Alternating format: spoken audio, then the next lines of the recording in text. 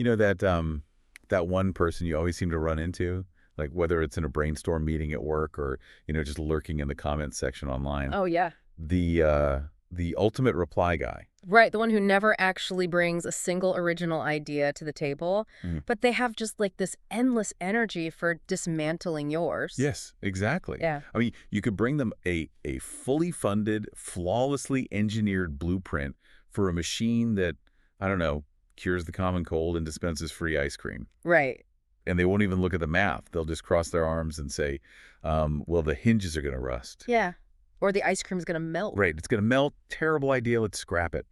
Their entire identity is just wrapped up in being an obstructionist. Hmm. They don't create anything. They loudly proclaim why creation itself is flawed. It's a really specific psychological posture. Like they are defined entirely by what they are against, right? Rather than anything they actually stand for. Totally. And today's deep dive is taking that exact mindset, that purely adversarial tear-it-down instinct, and we're looking at it through a lens that just completely blew my mind when I was going through the source material. It really is a fascinating overlap of ideas. Yeah, because we are looking at a cross-section of ancient biblical texts, so spanning from, Genesis and Job all the way to Revelation. Right. And we're laying them over a modern analytical framework called Actualism. Which is such a cool pairing. It is, because our mission today is to completely redefine a concept that comes with, just a ton of cultural baggage. We're talking about the concept of Satan. Yeah, that's a heavy word for a lot of people. Definitely.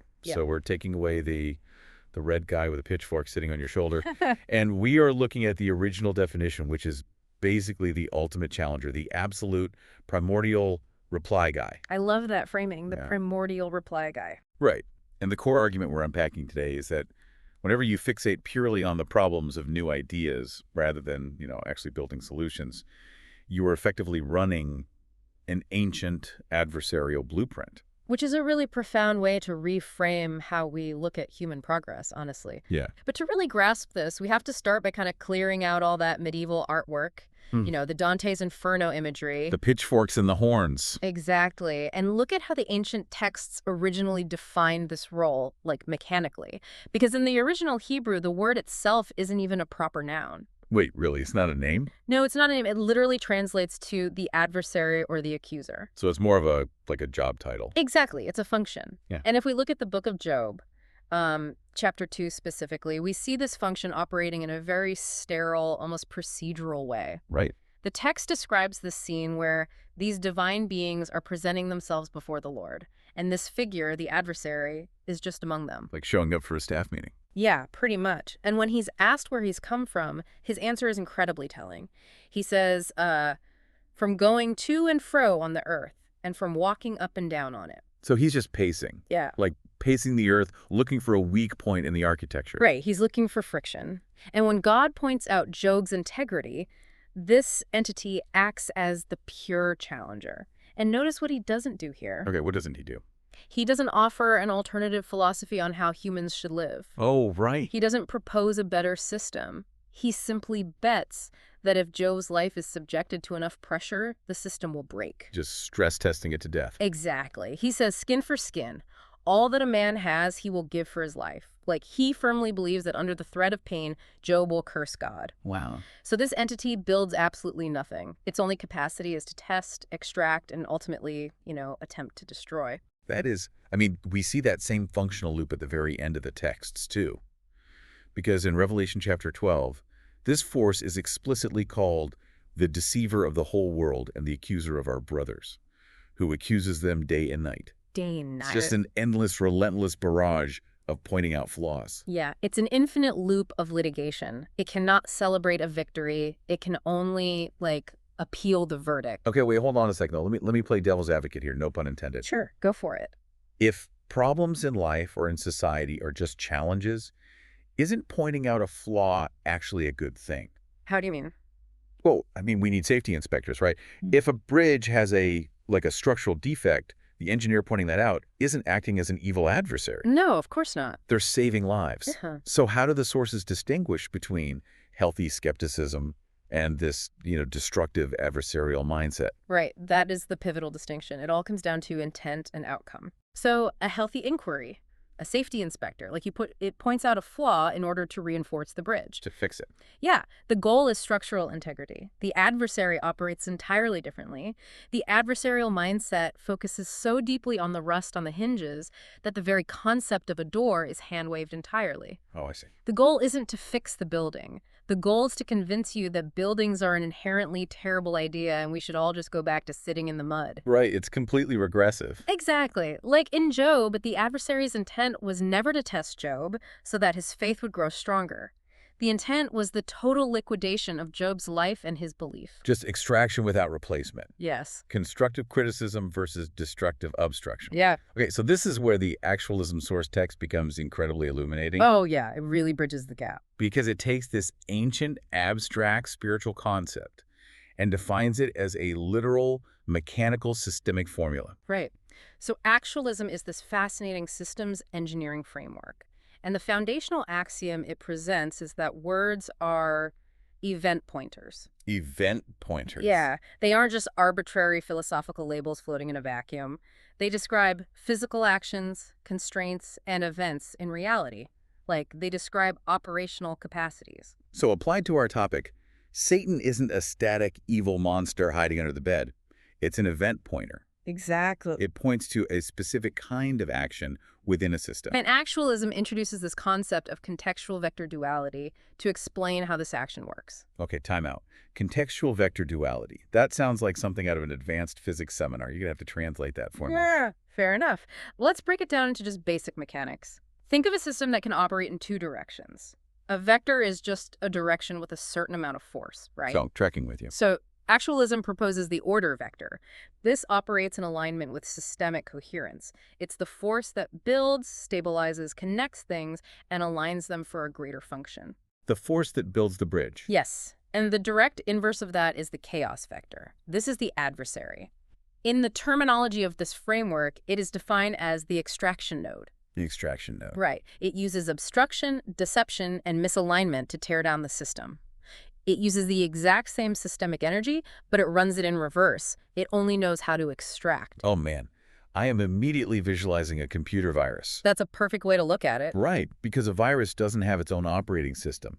It doesn't have the capacity to build software. It can't process a spreadsheet. It can't render a graphic. Nope. It only exists to use the computer's existing logic against itself to corrupt, delete, and extract data. It is a purely reductive piece of code. That is the perfect analogy for the Esther protocol breakdown provided in our sources. Oh, I loved this part. It's so good. The framework deconstructs the biblical book of Esther, not as a historical court drama, but as a systemic battle over a database. Right, like a corporate IT struggle. Exactly. You have the central authority, the king, acting as a passive central processor. And you have this adversarial figure, Haman, who is rebranded as Hector in the modern corporate translation the source provides. Hector in HR. Right, Hector. And Hector acts as the ultimate extraction node. Yeah, Hector doesn't initiate this massive deletion protocol because it's good for the company's bottom line. Like, he does it out of pure ego. The text actually calls it emotional friction. Hector gets slighted by one legacy employee who refuses to bow to his authority. Mordecai. Right. So instead of dealing with that interpersonal conflict like a normal person, Hector abuses the company's logical protocols, the corporate bylaws, to execute a script that will systematically delete that employee's entire legacy subsystem. Wow. He uses the rules of the system to destroy the system's own assets. So he builds zero value. He just leverages protocol to delete potential. Precisely. And when you connect this to how we react to progress today, this chaos vector is everywhere. Oh, absolutely everywhere. Look at any major technological leap.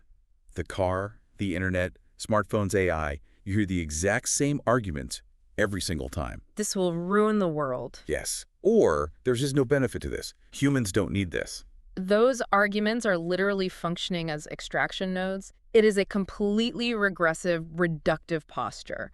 Instead of looking at a new tool and asking how to align it with the order vector, how to build a better society with it, they act as the chaos vector. They just try to delete the potential entirely. Because they are utterly fixated on the problem. Right. They fixate on the problem so deeply that if you even offer a solution, they dismiss it as fantasy. They just want the system to remain static. Yeah. Which leads to a massive question for me. If this adversarial force is fundamentally about obstruction, and tearing down and offering nothing in return, how does it actually gain traction? What do you mean? Well, how does a virus like that infect the human mind on a mass scale to keep society stuck in a reductive mindset? Like, why do people buy into it? Okay. The primary mechanism across all of these texts is fear. Fear and delusion. Fear. Yes.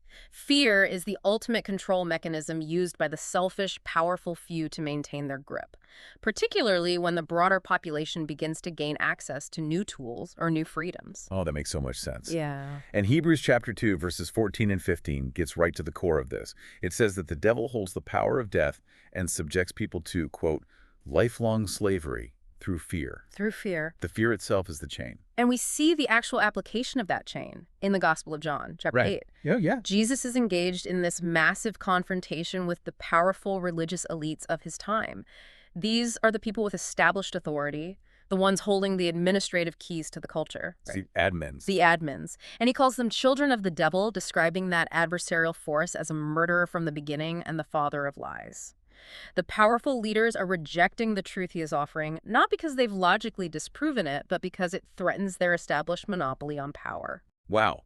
So a system upgrade means they lose their administrative access. So they fight the upgrade. Exactly. In 2 Thessalonians chapter 2, this deliberate suppression of progress is described as a wicked deception and a strong delusion. A strong delusion. Yes. And 2 Peter chapter 2 warns of bad actors who promise freedom, but they themselves are slaves of corruption.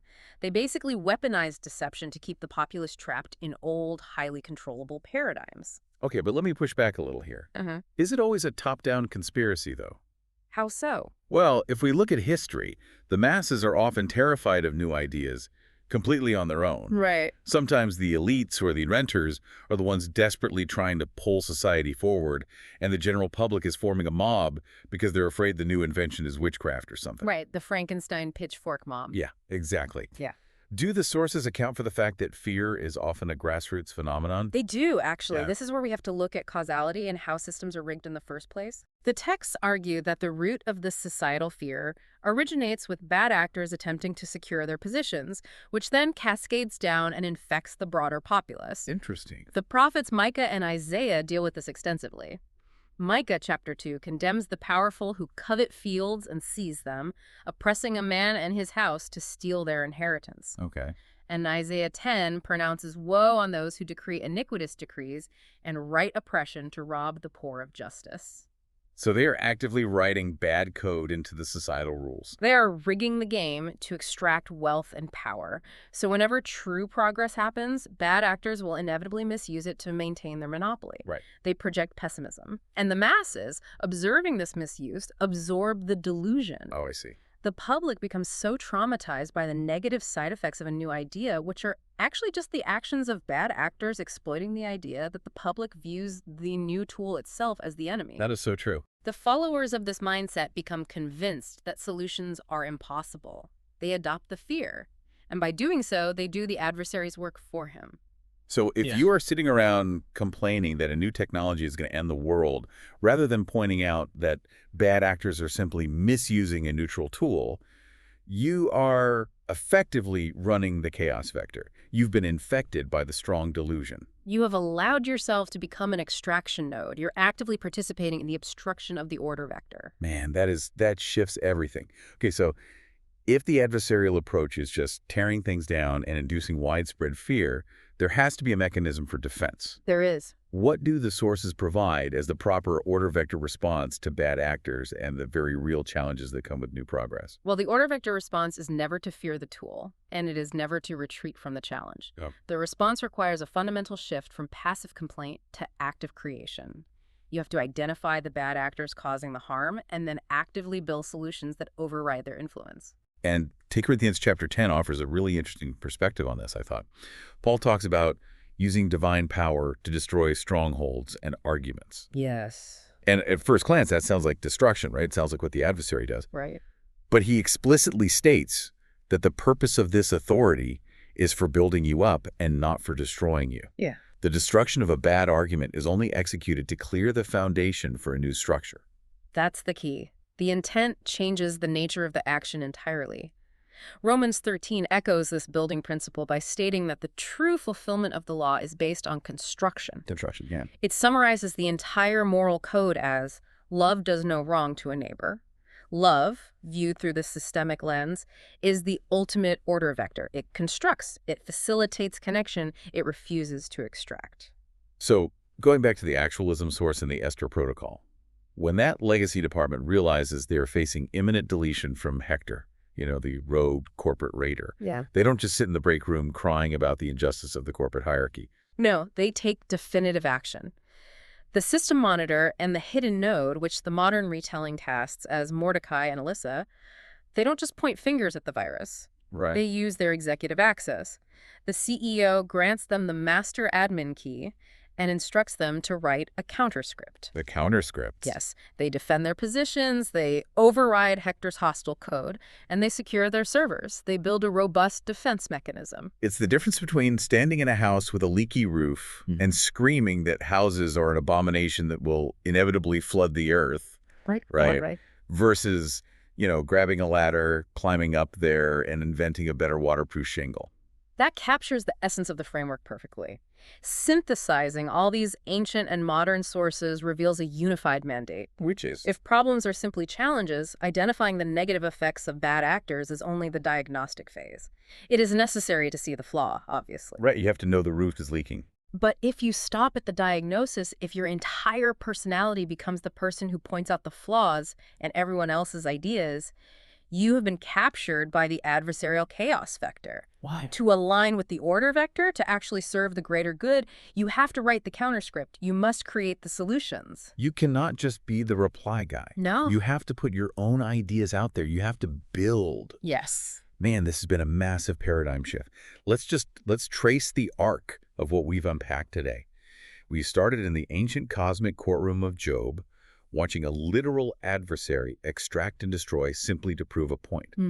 We carried that concept into modern database analogies through the Actualism framework, discovering that the essence of Satan isn't a mythological beast.